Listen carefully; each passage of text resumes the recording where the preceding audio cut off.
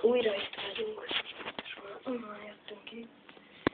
Most elérkeztünk a következő pontra. Megkeresem azt a lyukat, ahol esetleg fel tudom tolni a kamerát. Azon nem teszek nekem mikor. Mi? Nagyon sötétség van. Hát, majd világítunk. Itt fel, megpróbálunk feltenni itt a kamerát, hogy mi is látszik. Csak szarja föl. Teli van bókálóval. Tényleg a társam talált egy lyukat. Fúj, de büdös osztottam. Úristen, mi van? Ez nem tetszik annyira. Figyelj, a táskából szedteli azt, amivel jött, amit hoztunk, hogy befogjuk, tudod? Ja, már leszedtem, akkor.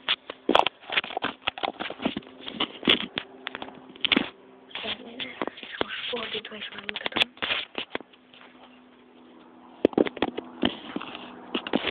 Most itt tartunk.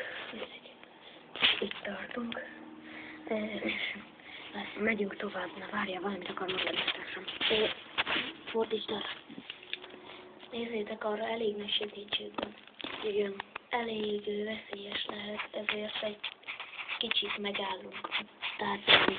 Tárgyalunk egy kicsit arról, hogy tovább megyünk, vagy sem.